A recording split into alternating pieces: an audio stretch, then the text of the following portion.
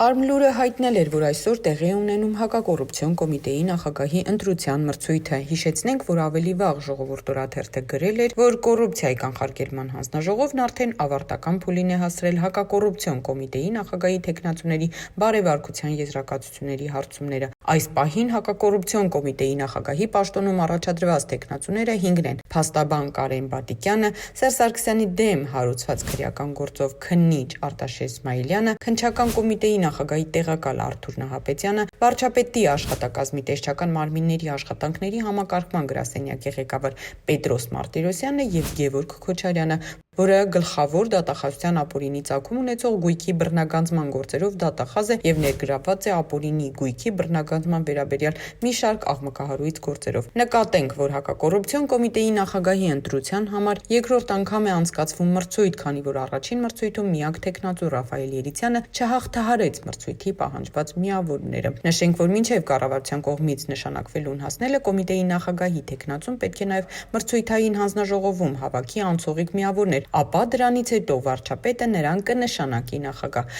Նախ թեկնածուների փաստաթղթերն են ուսումնասիրվում, արդյոք թեկնածուները համապատասխանում են չափանիշներին, և դրական կարծիքի դեպքում արդեն մրցույթային խորհուրդը քննության օր է նշանակում և ուղիղ եթերում քննում թեկնածուներին, որից հետո բարեվարկությունն են քննում, ապա թեկնածուները մասնագիտական հարցերի են պատասխանում, առավելագույն միավորները հավաքած թեկնածուներից մեկն էլ ընտրվում է նախագահ։ Արմլուր լրատվականի տեսախցիկը ֆիքսել է, թե ինչպես է Սերժ Սարգսյանի դեմ հարուցված քրեական գործով քննիչ Արտաշես Իսմայելյանը մտնում նիստերի դահլիճ։